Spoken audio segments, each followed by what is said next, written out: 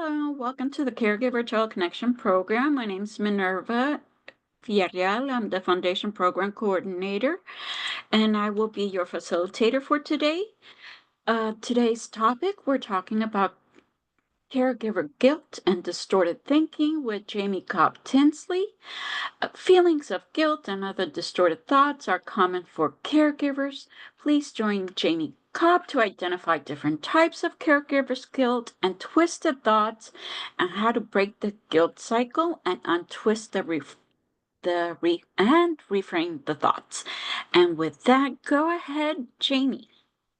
Thank you, Minerva, and thank you all for being here for this very important and quite frankly heavy topic that we're going to talk about. But hopefully at the end of this, my goal is that you walk away with tools for you to start identifying why you might be having feelings of guilt or other distorted thought patterns, and then ways to unframe or reframe, I should say, reframe those negative thought patterns to more positive thought patterns, reframing those feelings of guilt so we can have just a better quality of life, a better outlook on the future, and better perceptions on ourselves so we can provide better care for those that we love and care for. I'm with the James L. West Center for Dementia Care. I'm the Vice President of Family and Professional Education. But the James L. West Center we are located here in Fort Worth, and we're a nonprofit organization, and we provide services for persons impacted by dementia. We have a variety of services that you can see on the screen here, but know that we are here to help those that are living with the disease and their care partners, whether that's a family member, a professional, those out in the community. We're here just to provide support services. Myself and my colleague Holly's on the call today as well, but we provide free education, support groups, and resources. So we're here to help support you wherever you're at, and whatever role you play in caring for persons with dementia, and helping you do that to the best of your ability so everybody can live with a high quality of life.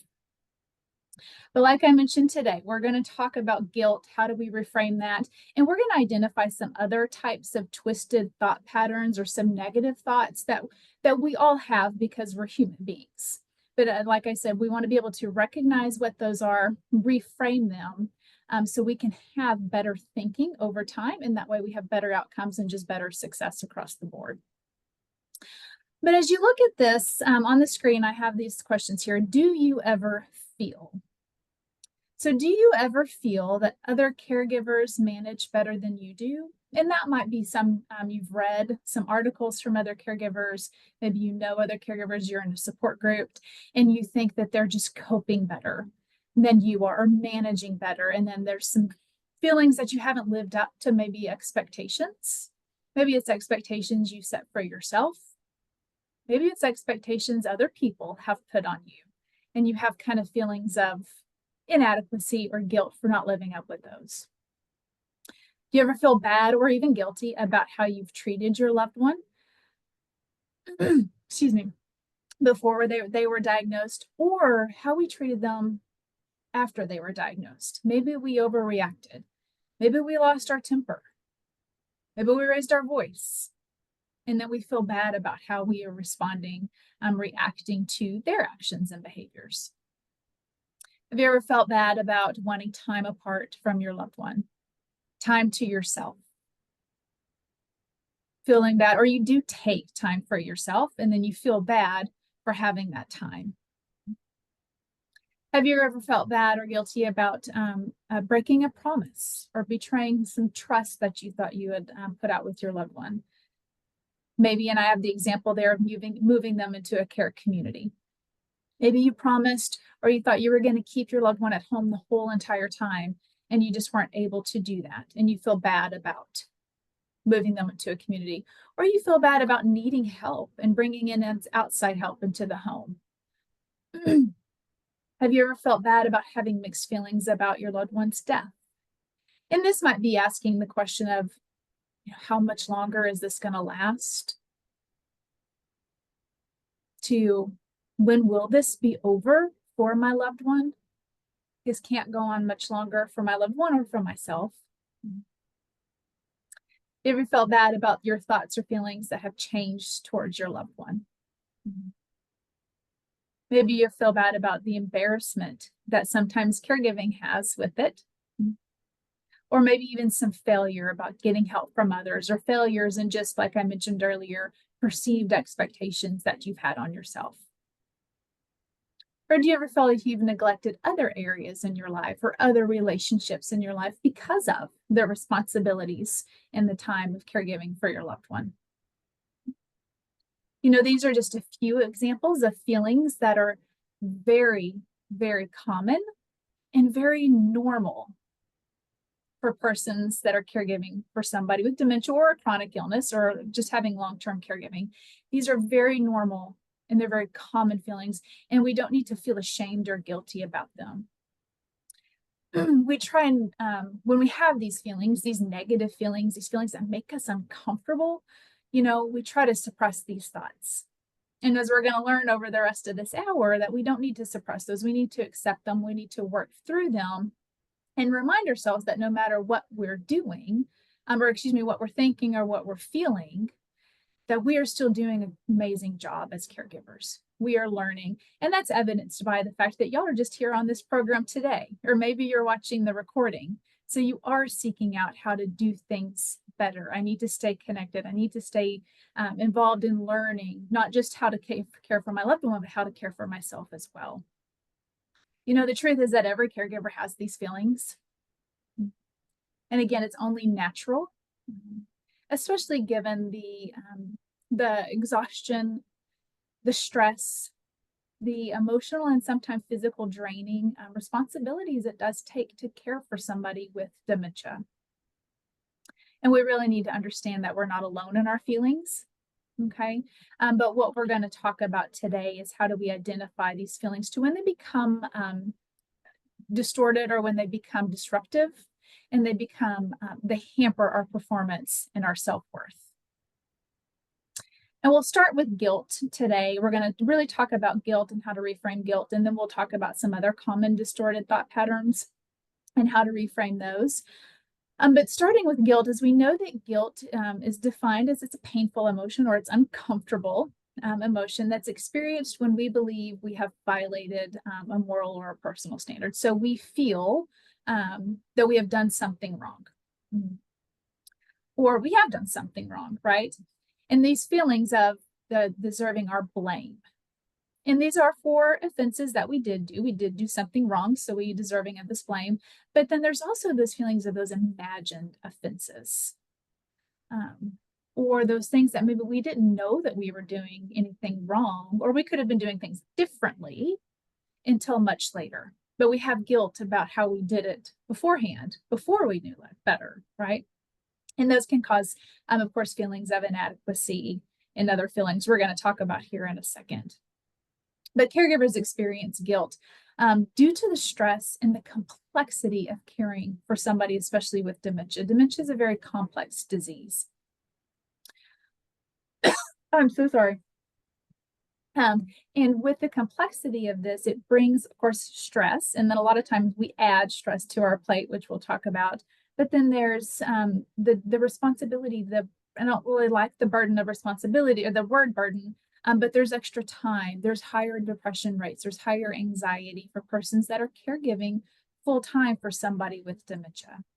And guilt is one of those common emotions, and it does exist, really kind of goes hand in hand with other emotions that caregivers feel, like grief. We are living with grief as a caregiver, especially for somebody with dementia, as we're watching and losing our loved one over a period of time. There's feelings of loneliness and shame that all go hand in hand or cohabitate with the feelings of guilt. But again, guilt is normal. It's a normal reaction. But where we have to be careful with guilt is when guilt is really, a lot of time it's tied to those should or shouldn't statements, or it's based in those should or shouldn't statements. So I should have been able to take care of my loved one. I should not have let that happen. And that's where guilt comes in. It's really based in those. And knowing that we all have limits. We are human beings that are caregiving for another human being, and other human beings are also generally involved, right? And so it adds complexity to that. but also knowing that our health and our happiness are no less important than our loved ones. So we have to be able to manage these uncomfortable and these negative feelings that come up. And the great thing about guilt before I get here is that guilt is something that's manageable. So let's learn about what guilt, where does it come from? What are these feelings of guilt? And how do we manage it? Because if it's a normal and natural response to grief and to caregiving, well, what are we supposed to do with it? Identifying where it comes from. So guilt, like I said, it might be a wrongdoing, things that I did do or that I didn't do, intentionally or unintentionally. Okay, so in the moment, I might be doing something, or I might be acting out, or let's say, I'll use an example. My mom had symptoms of dementia before she passed away. So I remember very clearly one day I was yelling at my mother. And at the time I knew like I should not be yelling at my mom, but I had reached the end of my rope, right? I wasn't using my coping skills very well, or I hadn't learned other coping skills or ways to do things a little bit better. So I was yelling at my mom. And of course, she yelled back. It kind of got into a big fight. And then, of course, the feelings I had afterwards were of guilt and inadequacy, and I'm a horrible person and all of these things. But I knew in the moment I was doing this wrong. So we do have those feelings of guilt. But then there were also things that I did that were unintentional, and I didn't realize I was doing them wrong, or that there were better ways to do them. So there is that. But then there's also self-inflicted guilt, what I think a majority of our caregiver guilt comes from. And it's those thoughts and feelings that are really unrealistic, or they're unfair. Or as I mentioned earlier, we have set expectations for ourselves that are unrealistic or unfair, and we're trying to meet those expectations. Or maybe they're coming from a guilt tripper. So it's coming from somebody else. It might be a family member. It might be a good friend. It might be the person that you're caregiving for that are actually adding guilt, or trying to guilt trip you into something, because they're set expectations that maybe you don't think you're meeting. So it's understanding, where does this guilt come from? What are we going to do with it? So we have these feelings of caregiver guilt, and there's two different paths we can go down with these. And the one on the left, guilt can be a positive motivator. Guilt isn't all bad, because if we have this positive motivator, I feel guilty about yelling at my mom, right? Or I feel guilty about something I've done, then I need to use that feelings of guilt as a motivator to change my behavior. So it might be that I need to apologize. I might need to learn new ways of doing things. I might need to take a step back and better care for myself, so I have more patience, and maybe I get more sleep, so I'm not reacting as much. And then I forgive myself from that, because I'm going to change my behavior. I'm going to do it differently. So I forgive myself, I repair and I rebuild, and then the future is positive. That's the path we want guilt to work for us. The other path, which I think we use too often, is this destructive path, where we use guilt against us. So guilt can paralyze us if we're ruminating in what the wrongdoings were, and we don't use it as a motivator to change behaviors or learn something new or apologize. What we're living in is we're ruminating, or we're kind of swimming around in those negative feelings of muck and mud, and it's disproportionate feelings. They're irrational feelings, but of, I'm inadequate. I can't do anything right. I'm a horrible person. Nobody likes me. All of these feelings that come up with guilt, these uncomfortable feelings that are feelings, but also we physically feel these feelings, right? Some of us it makes us sick to our stomach. We just ache all over, but when we have these emotional responses and physical responses, it really does paralyze us. It drains our energy. It makes us feel stuck. It increases the stress that we already have. So we already probably have high stress, and then it just adds to that stress plate. And then there's those feelings of inadequacy and depression. And we don't want to take that path, right? We want to do the other path. So how do we do that? It's understanding there is disproportionate guilt. There is destructive guilt. It's unproductive. It's usually based in falsehoods or untruths. And a lot of times it's irrational. Our feelings of guilt are irrational. But feeling responsible for things out of our control. So we know that caregiving teaches us that we're not in control. We're not in control of most things, okay? We don't have control over other people, no matter how hard we try, right? We don't have control over the disease process, that it's progressive and that it is a terminal diagnosis. We don't have control over other person's actions. We don't have control over other people's feelings. We don't have control over not knowing what I don't know right now, okay? So we don't have control over these things. And so we need to take stock of what we do have control over. Mm-hmm. We do have control over our own actions, our own responses, and our own behaviors.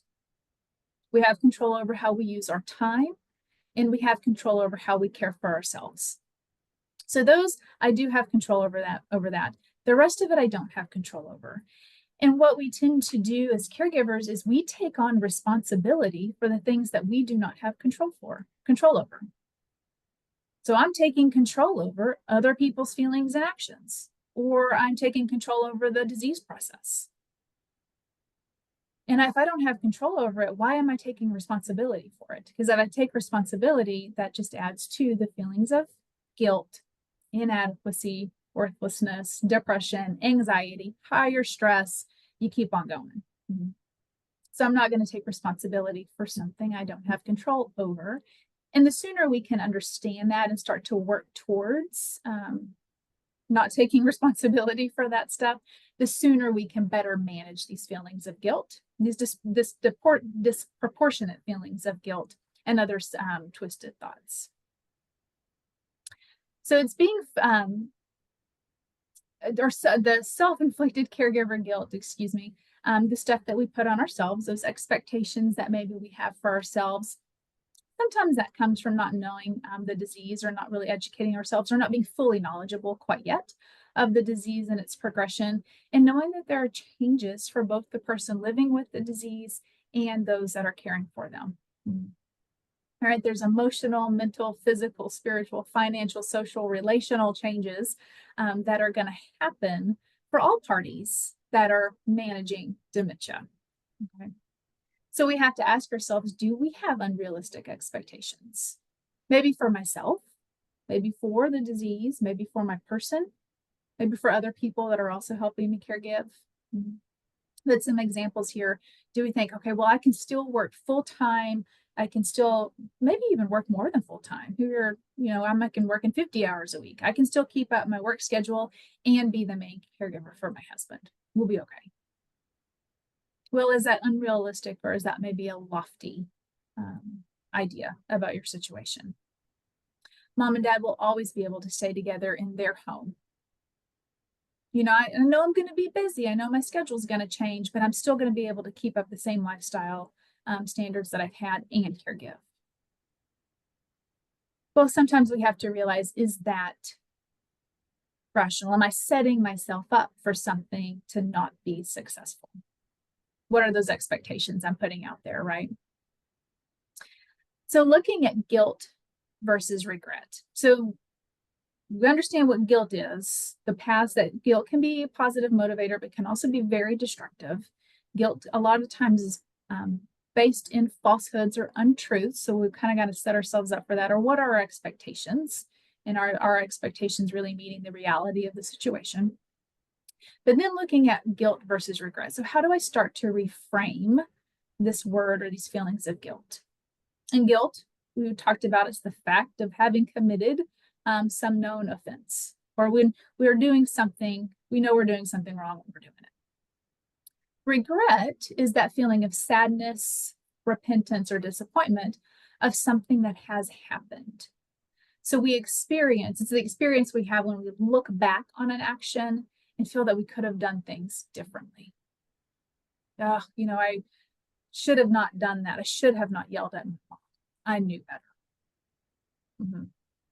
So we got to ask ourselves, is what I'm really feeling regret that I could have done something differently? And we need to call it what it is. Chances are 99.999% of caregivers are doing the best we can with the information we have at the time. And hindsight is different from foresight. So we have to be realistic, okay? And we have to give ourselves a lot of grace. So it's asking yourselves, are we feeling regret rather than guilt? And regret differs from guilt, okay? So we want to ask ourselves, how do we reframe these feelings of guilt? And it's asking yourself, is your feelings of guilt an appropriate response?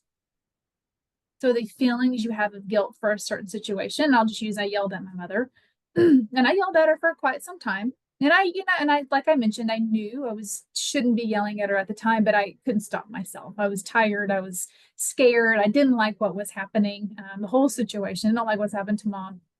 And I was yelling.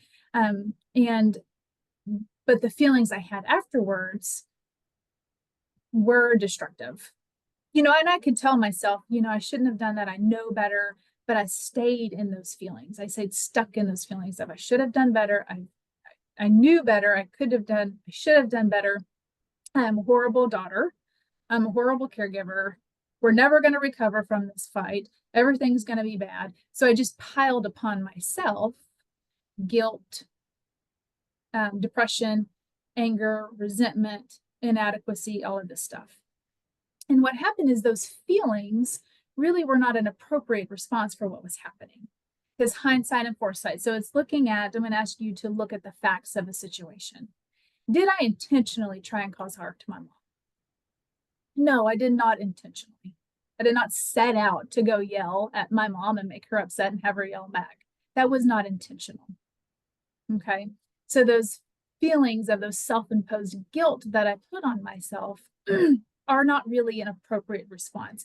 Now I can use that situation and I'm going to use it as a motivator to do it differently next time. And maybe I do go and apologize and say, this is hard. This is hard for me. I know it's hard for you. We're just learning together. I'm going to do it differently. Okay. And then I do, and then it motivates me to do something different. Another thing that we want to ask ourselves is that guilt, is it imposed by you, but is it also imposed by somebody else? Because we don't want to allow other people to dictate how we're feeling. And we're going to talk a little bit more about this later, but other people they're not allowed to impose feelings of guilt on you. Okay. So, but sometimes we have to identify that. And it might be a sibling or something saying, I can't believe you did that. You made mom so mad and the whole rest of the day was ruined. Okay, well, you can't make me feel any more guilty than I'm making myself feel, or I'm not going to let you put those feelings of guilt on me. We're going to do this differently. But it comes down to, do these feelings, are they appropriate and are they beneficial for my loved one and for myself? If they're beneficial because I'm moving or I'm changing behavior, great. But I don't want to stay stuck or ruminate in those feelings, because that is where it is not beneficial. That's where it changes our attitudes. It changes our thoughts about ourselves. It changes how we behave, changes our decisions and our actions. And then, of course, it changes how we do things the next time, which is going to be either the same. So I'm going to continue to yell at mom, or it's going to get worse. It's going to stay stuck in that negative muck. Okay. So this guilt may not be the best response, these feelings of guilt. It may impact my attitude and my behavior in ways that are not beneficial. Okay, but I want it to impact in ways that are beneficial. So we also need to accept that we are human beings. We have limits in our powers, and we cannot be everything for everyone all the time. Okay, so we can tell ourselves, I will not judge myself for the feelings that I have. I will start to give myself credit for the intentions for my intentions and for my actions. Or I can say to myself, I will accept the fact that I am human and I'm going to work towards changing my behaviors or changing these twisted thought patterns, whether it's guilt or labeling, we're going to get to, and I'm going to do that in these following ways. And this is a great way to do it. So I can replace the word guilt with regret. I regret I lost my temper with my mom and I yelled at her. I regret that I feel resentment towards the time it takes away from my life I've had to now go care for my mom. I regret that our relationship is a little bit strained right now. But we're going to work towards making it a different relationship. you see where I'm saying, so regret just replaces guilt and it helps us work towards a more positive outcome. And then we always want to give ourselves credit and focus on what we are doing well. So while we're working on reframing this guilt, and we're going to talk about these other twisted thoughts, twisted thought patterns, I want you to know that we always have to give ourselves credit for what we are doing. So we are in focus on it. And this is, Minerva said she's going to give you a copy of these slides. So I encourage you to use these blanks, fill it in, write it down, and do the physical act of filling out some of these exercises that are on these slides. Because if I'm physically focusing on it and I'm actually writing it out, it's going to stick in my subconscious a lot faster, and I'm more apt to actually make positive changes. And one of those changes I encourage you to do is to give yourself credit every day and focus on what you are doing well. And that might be showing kindness. You're loving your loved one. You're caring not just for your loved one, but for yourself. All those selfless things you do that nobody sees or hears will ever give you credit for, you list them and you write them down on a regular basis. Because we have to start feeding ourselves this positivity. So some other things we can do to break the guilt cycle is give yourself feelings to feel those emotions, those uncomfortable negative emotions. These negative feelings are a natural part of caregiving. It doesn't mean that we don't care about our loved ones. It doesn't mean that we're not doing a good job. It means that you're a human being. So if we keep beating ourselves up for these negative emotions, it's really unfair to, number one, yourself, but it's also unfair to your loved ones that you're providing care for. Sometimes we may need to shield ourselves from others or from situations that do try and make us feel guilty or add stress and add these feelings of inadequacy to our plate. Because if we know that we're getting some outside noise, negative noise coming in, how do I shield myself from that? To make myself whole and to be fair to not only myself, but my loved one. And again, being kind to yourself. Here's some great tips. Just talk to yourself like you would talk to a close friend. Would you ever tell a close friend or a partner that they don't know what they're doing, they shouldn't be doing, be caregiving, and I can't believe you just said that, you're an idiot? Probably not. But if you're saying it to yourself, don't do that. If you're not going to say it to somebody that you love, don't say it to yourself. That negative self-talk is unfair, it's usually untrue, and it adds to the guilt and it adds to the stress. You also have to make time to invest in yourself, because this doesn't happen overnight. Just because you listen to this 1-hour program doesn't mean all your guilt and twisted thought patterns are going to go away. It takes work, unfortunately. It takes regular, probably daily work to identify some of these negative thoughts and to start to reframe them. So we have to put that work into ourselves. And then again, give ourselves credit where credit is due. And you can ask, how would you feel if someone did all the things that you were doing for your loved one? That might be a great way to start feeding yourself positivity.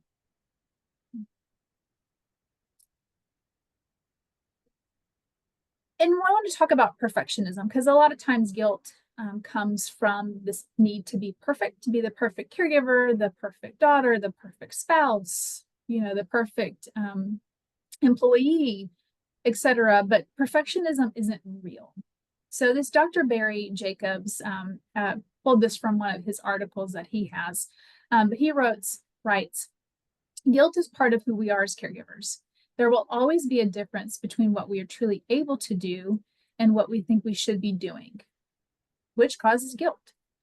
Work to accept the fact that it's not realistic to do everything. This helps reduce the feelings of guilt. And again, this might come down to, what would you tell your close friend or somebody you really love? No. And ask, are you trying to do everything for everyone? Or are you trying to be everything for one person? Because that's not realistic. You cannot be everything to everybody. And you also can't be everything to one person either. Just like you don't have one person that's everything to you. When we strive for perfection, we are setting ourselves up for failure. There's too much in our lives that is out of control, which we already identified. There are a few things we have control over, but most things we do not. So if we're striving for perfection, it's a futile effort. And really, no one except you expects you to be perfect. So a lot of times we just need to let it go. And not every emotion, especially the feelings of guilt, are rational, or they are an appropriate response to a certain situation. So let's talk about some other distorted thought patterns or twisted thought patterns so we can identify them, and then we'll talk more about how do we reframe these. And there are a lot of different negative thoughts and feelings that we have. This is just part of being a human being. We all have them, and we've had them all of our lives, and we will continue to have them all of our lives. So again, this is something we got to work at on a regular basis. But if we can recognize these twisted thought patterns, if we can identify them, the negative thoughts, those negative thought patterns, then we can stop the destructive pattern that they have in our lives. Because if we don't identify them or we don't do anything to change them, then what we're doing is we're reinforcing those negative thought patterns. And so they're just continuing in our lives, and they're not being challenged. And what that does is it just creates a cascade of negativity of our thoughts, negativity of our feelings and emotions, which really causes negativity of our actions and behaviors and decisions we make. So it also increases our anxiety, our depression. It really harms our performance, and it changes and challenges the relationships that we have because of all this undue stress in our lives. So distortions of thinking, or these twisted thought patterns, most of the time really cause us to view our world or to view our reality inadequately or falsely. We're not able to see it for truly what it is. And a lot of times it's in a negative way that we're seeing our world or our reality. So our thought patterns are distorted. The negative thought patterns can turn our perception, so how we're seeing our world, our reality. They're one-sided, they're inaccurate, they're unfair, not just for you, but for everybody else in your life. They're usually based in falsehoods, and they're bitter. Our perception on everything is bitter. And it also causes increased depression, anxiety, self-criticism, low self-esteem, and hopelessness. The good news is, just like with reframing our guilt, we can reframe these negative thought patterns, but we need to identify what there are. There are several different distorted thought patterns. We're just going to go over a handful, the ones that are in bold here on the screen because of time. So we're going to identify what these are, and then we're going to talk about how to untwist these twisted thought patterns and make them more positive so we can have better outcomes, have a more positive life, essentially. But we'll start with these should and shouldn't statements. So I mentioned earlier, guilt is based a lot in should. I should have done this. I should not have let that happen. I should have done better. Okay. There's also the words we use, must and oughts. I must get over this. I ought to have done better. It shouldn't be this way. So we're telling ourselves things that we should or should not have done, or to be the way we expected them to be. And this is a pessimistic view or a pessimistic world situation on our world. The danger of shoulding, so we should all over ourselves, if you've heard that phrase, but we're shoulding all over ourselves. But it puts unreasonable and unrealistic pressures and demands on our lives. It can also lead to avoidance, because if I shouldn't be doing that, well, I might not be doing that, or I should have done better, so I'm just not going to do it this time. So we avoid personal growth, but we can avoid relationships and situations. It can make us feel hopeless, it can make us feel helpless and worthless. It makes us feel guilty. And then it also contributes to fear and worry and anxiety, low self-esteem, low self-worth, and self-defeatism. But just asking ourselves, what happens when we should or shouldn't others? They shouldn't have done that, or they should have done this. Does it make us feel better? Does it fix or solve anything? Or does it make us feel bitter? And the bitterness is caused by these distorted thought patterns. So that's should and shoulding. So emotional reasoning, this other twisted thought pattern, this really comes into, if you've heard the saying, I feel it, therefore it must be true. That's really where emotional reasoning comes in. It's somebody concludes that their emotional reaction or how they felt about something proves it is true, despite there being any evidence to that. So we have this emotional truth, which may directly conflict with the actual perceptual reality or truth. So this emotional truth, it increases fear, anxiety, apprehension, and it's also associated a lot with panic disorders or anxiety disorders. Excuse me. You can see the example there.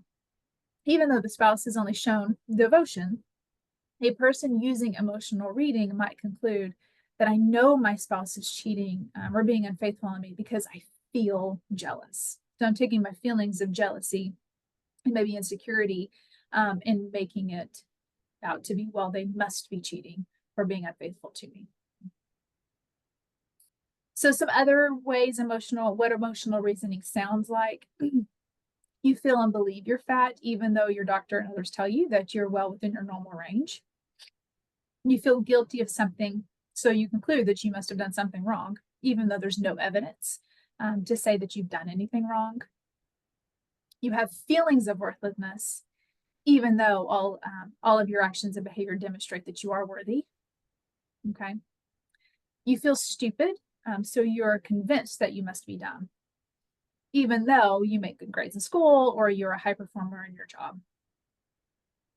I like this one. You feel enraged by somebody, so you assume that they must have done something bad, though you really don't know that, or there's no evidence behind it. You feel lonely, so you decide that nobody cares about you and you're unlovable. So these are what emotional reasoning feels like. I feel this way, so it must be the truth, when there's no evidence to support it. So jumping to conclusions is another twisted thought pattern. And this is part of a negative thinking pattern where we judge something without having all the facts. Okay, so we draw conclusions based on information that we don't have, or it's very limited information. Okay, so we decide something is true even though we don't have any information to support that truth that we've decided. Okay, and this really does lead to poor decisions, and those decisions are often negative and cause a lot more harm. So what this does look like is it's an easy way out because it stops us from taking responsibility, or it stops us from seeking out the truth or seeking out what really happened or what the story is, because we just allow ourselves to develop our own story because it's easier to do that. We get stuck in the past, and we get stuck on assumptions from our past or old information because we're making up our own story. We're not taking the effort to learn the whole story or get all the needed information. So I'm making assumptions on my past, and a lot of the time that old information is based in negative or painful situations. So it continues to reinforce the negativity. And this is a toxic thought pattern. They all are, but toxic behavior, because what it tends to do is we tend to become more angry and we lash out at people because I want to protect myself, because usually my jumping to conclusions is a form of protection, even though it's not based in truth. We're just making assumptions, really. And then mind reading. So we can read other people's minds, right? We assume we know what other people are thinking about us, about the situation, about our behaviors and our actions. And really, a lot of people rely, and I'm confess that I do all of these thought patterns, but I'm really good at mind reading.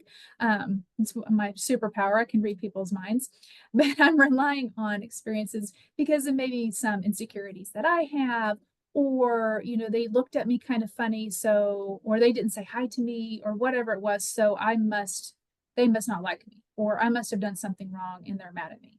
So I'm reading their minds, and it's really based on nothing. It's based on some of just twisted thought patterns that I have. And I feel like I'm predicting what the future is going to be. I predict how they're going to respond to me.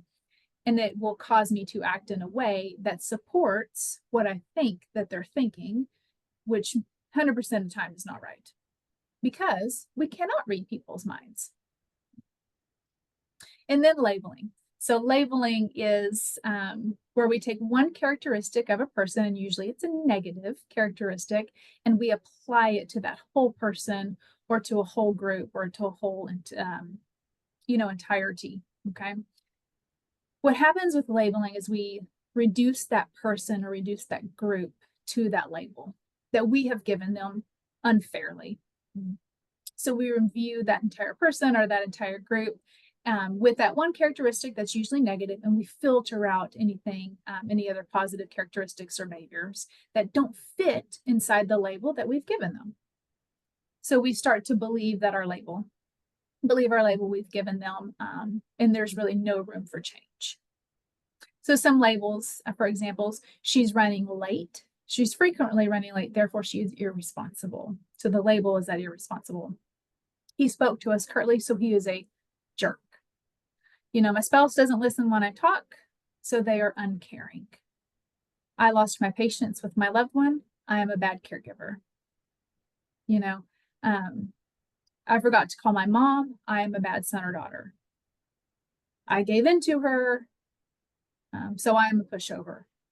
So we can label or put labels on ourselves, and we can put labels on other people. And the dangers of labeling, you can see here when we label ourselves, we're only seeing ourselves as that label. So if I think, I lost my temper with my mom, I'm a bad caregiver, then I'm a bad caregiver, and that's all I'm going to see myself as. So because I start to believe that label, and that's all that I'm capable of. It leads to, of course, hopelessness, depression. It harms our performance. We're not able to really grow from there. And it keeps us stuck in the negativity and stuck in those uncomfortable and painful emotions. Now, if we're labeling other people, we're making broad assumptions, okay, based on one behavior, or maybe it was one isolated event, okay, and usually that's always wrong. And it leads to unfair perspectives, and it damages relationships. So personalizing, we can personalize the blame of guilt for things that are outside of our control. So kind of going back to those things that we're not in control of. We see ourselves as the thought of as fault for something we could have prevented, even though it was not in our control. Okay. So we take responsibility for stuff we should not be taking responsibility for. Or we give responsibility or shift the blame and put that responsibility on somebody else, even though they didn't have control over it either. Okay. So we do that self-blame. We're self-sabotaging. Of course, this increases our feelings of guilt, inadequacy, and helplessness, and it damages relationships. So even if I'm blaming myself, it damages a relationship because it's going to increase my depression and inadequacy. Or if I'm blaming somebody else for something they don't have control over, of course, that's going to damage relationships. And here are some examples. So if I personalize it, Dad had an angry outburst. I must have made him angry. So I'm taking responsibility for something that I had no control over, really probably didn't have anything to do with me. Or if I blame somebody else, if she had planned better, we would not be in this financial mess. Well, that's failing to take responsibility for something that maybe we could have contributed to, or for an outcome that they didn't have control over. Okay, so both examples where there's personalizing that is happening. And there are assumptions that are being made that if anything goes wrong, it's either me to blame or someone else is to blame. And there can be no mistakes. All right, so let me take some time to talk about how to reframe these. We've identified some twisted thought patterns, and I know I'm not the only one that sees myself in those different thought patterns, those negative thought patterns. We all have them. Like I said, we've had them throughout our lives, and we will continue to have them. The importance is to identify those and reframe them. But it doesn't take a lot to reframe them. That's the great thing. That's what's empowering. So we know, and I've mentioned this already, that our thoughts, what we tell ourselves, is going to influence our emotions and behaviors, and our beliefs, and how we feel about ourselves. Those feelings, those emotions are going to influence how we behave and how we act and the decisions that we make. So those decisions that we make, the behaviors that we have are going to influence the thoughts that we have. And the thoughts that we have are going to influence the emotions and feelings. Feelings and emotions influence our actions and behaviors. So you see, it's this self-fulfilling prophecy here. So we have to be very aware of the thoughts that we tell ourselves. And I'm going to go through this example real quick to make sure we have time for questions. But a situation is, so here's the thought: Mom won't eat for me, but she will eat for everyone else. That's the situation, excuse me. The thought is, well, I'm a failure as a caregiver and a daughter. Mom wants somebody else to care for her, so I'm just not going to visit as often. So that's the thought. The feeling is, well, there's guilt, there's bitterness, there's depression, and it sets up my relationship with my mom for a decline. And the consequences of this are that I miss out on good times. I miss out on growing a relationship or a changed relationship with mom, and I have low self-esteem and depression. And this all started from a thought about a situation. So we have to be able to recognize those negative thoughts. And it's looking at the words that we're using. What is the actual words and language that we're using? And some words to be on the lookout for are always, never, impossible, needs to be perfect, failure, ruined. So I thought, mom is being impossible. She always fights me during meals. She doesn't want my help, and I'm never going to get better at this. I am a failure, and I ruin all of our visits. So there's a lot of bad words in there that we're telling ourselves. So what we need to do is identify, well, there's some negative thoughts that I have. Let me write down just the thoughts. So that's kind of a three-part process. I want to write down just the situation, the interaction that triggered my thoughts. And then I'm going to capture the emotions, and then I'll capture the consequences. But the situation is, when I visit during a meal, mom will not eat no matter what I try. Other family and staff don't have any problems getting her to eat. It's frustrating and it's embarrassing, and I feel inadequate. So in there, we have the event that triggered the thoughts, that triggered the feelings. And then we have the results or the consequences of those feelings. And we just want to write them down. We want to be aware of them. So mealtime is hard. I don't understand, and my feelings of embarrassment and inadequacy make me not want to visit. So I haven't been visiting as often. And even when I do visit, I usually have a bad attitude and I'm disengaged. So those bad thoughts, those negative thoughts created those negative feelings, which created negative behaviors, right? So we want to challenge those. So mom is being impossible. She always fights me during the meal. She doesn't want my help. I'm never going to get better at this, and I'm a failure, and I ruin all of our visits together. So we ask ourselves, is that really true? Is it every meal a fight? Am I really the only one she doesn't eat for? Or am I just assuming? Or am I just taking in part of the information just from one small part of the day? So I'm not getting all the information. I'm jumping to conclusions. And are our visits really ruined because of this? Do you never laugh, smile, or have a connection outside of mealtime?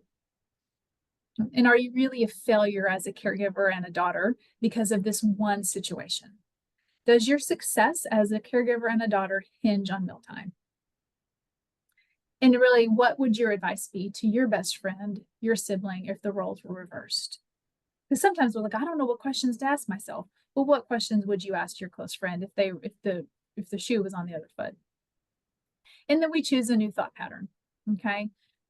And really, what's our desired goal? I want to have a good relationship with mom. I want to have good visits. I want to be able to take care of her. So we need to change the words that we're using and use positive language. Mom is having a harder time during meals. I notice she does better with others that help her, and that's just part of the disease. To make most of our visits, I'm going to visit at a different time. That might be better for both of us. Or I might say, mom is having a harder time during meals. She's not fighting me. She's fighting the disease, and she's doing the best she can. So I'm just replacing these thoughts with a more positive thought. Not every visit's going to be perfect, but I'm going to try, and I'm going to make the most out of each visit and at least show my mom that I love her. So it's telling myself. So yeah, I got to tell myself the positive thoughts, so that way I can start feeling, have more positive feelings, and that way my actions and behaviors are going to be more positive. So this is the change of that. This is the situation. Mom's having a harder time during meals. This is hard, but I am confident in my skills and my decisions that I have made to provide the best care for her. This is a part of dementia, and we will continue to give her the best care as things change. So it's a more positive thought, more positive feelings of acceptance. Okay, there's confidence, improved self-esteem, and love. We'll be able to also process through feelings of grief a little bit better. I mentioned grief earlier, but there's grief. Grief is mom, we're losing, especially with dementia, losing our loved ones over a longer period of time. And her having a harder time with meals is a loss. So we're also grieving and going through those feelings of grief. But accepting that and going through the hard, uncomfortable, painful feelings. But the consequences of changing to a more positive thought pattern, of course, changes our feelings, but the consequences is I'm going to continue to have good visits. Mom and daughter will have a better well-being and a quality of life and continue a strong relationship. So that's an example of just twisting or reframing our thoughts. And here's another exercise that you can do in your own time to help you untwist these thoughts. It's sometimes we just have to ask ourselves, if I have feelings of guilt or shame, or I'm labeling somebody or personalized all this blame, whatever it may be, we have to ask ourselves, is it true? And leave the feelings out, just state the facts. Here's the situation, here's the facts, here's what's happened, here are the thoughts. I want to leave the feelings out of it, because then I want to ask myself, well, what is the most productive perspective or response I can have? Because my response right now may not be productive. It's probably negative. It's causing negative outcomes. So what would be a more helpful way to see this? How can I change my perspective in a way that's based in truths and based in reality? And have a contingent plan ready. Even if I say I'm going to go and I'm going to have a good visit with mom, maybe it doesn't go as well as I thought it was going to, or something happened, but that's okay. And that my contingency plan is I'm going to go with the goal of having a good visit, but if something goes awry, it's going to be okay, because I'm going to come back next time and we're going to have another visit. It's going to be good because I still love mom. She still loves me. It's just part of the disease, and we're going to do it differently. We're going to continue to do it and do it differently next time. So a few things to keep in mind. This is a process. Again, something we're going to manage all of our lives. And the goal is progress, not perfection. For some of you, the goal might just be identifying some of those thought patterns that you have. Or it might just be, I'm going to start replacing the word guilt with regret. It takes work and it takes daily discipline to do it. And I will say this, we want to make sure and give our heart time to catch up with our head. So that circle, that self-fulfilling prophecy is, I need to have these thoughts. I need to be very aware of what thoughts I'm telling myself, even though I may not quite feel it right now. Okay, I still may feel dumb and stupid, but I'm not going to tell myself that. You know what? I'm not dumb and stupid. I'm attending classes. I'm on support groups. I'm learning more. I'm trying different strategies with mom. I'm doing a lot better. I might not feel that right now, but the more I tell myself these positive things, then it's gonna just take maybe a little bit longer for my heart to catch up with those thoughts. Because then I'll start to feel, you know what, I made a good choice. I didn't yell at mom this time. I didn't overreact at a good time. And then, the visit may not have turned out the way I wanted it to, but it was still a good visit. It was still a good visit, and I was able to have some smiles and laugh with mom. So we're going to give our heart time to catch up with our head. We're going to continue to work on those thoughts. And we don't have to go through this alone. All right. I really encourage you to seek out trusted friends, trusted family members, support groups, with, being around people that are in the same situation, same caregiving situation as you, maybe seeing a counselor to help you with your thoughts, help you with your expectations that maybe you're setting on yourself, and just helping you be realistic, but also increasing your knowledge about the disease process as well. And it is okay. You can do it. You deserve it. You are worth it. Let it go. You're not a bad person. You did not fail. No one is perfect. Don't dwell in the past. Focus on the present and be mindful, and challenge yourself to help others with the knowledge that you have gained. I think these bullet points here are things that you need to tell yourselves or write down to yourself every day as part of, I need to start feeding myself some positivity. So here is a list of resources for you to look at into more. Here is our information at the West Center, and I know just a few questions here, or a few minutes left, excuse me. If there are any questions, I think there might. Jamie, great presentation. We do have a few comments in the chat. Let me go ahead and go to the Jamie, this is a fabulous presentation. Thank you for all these new skills. Stephanie says, this is great info. Why not ask mom why she doesn't eat for me or bring up a conversation around it? Yeah, 100%. Yeah, she might be able to tell you, or she might not, but absolutely. I think sometimes, you know, I talked about that word that word labeling stuff. I think sometimes the word dementia labels people unintentionally. So we have dementia on somebody, and unintentionally there's a label that they can't do or they can't tell us or express themselves, but we need to give them more credit. So yeah, absolutely. Start talking about it. Definitely. And then Jose asks, can both feelings of guilt or regret cause one to have behavioral or anger outbursts? Absolutely. Yeah. Oh, and Holly put it in. Yeah, anger is the easiest emotion.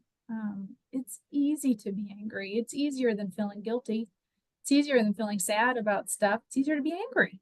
And sometimes it comes out unexpectedly, especially if you're not taking care of yourself, you're not getting enough sleep, you're not eating right.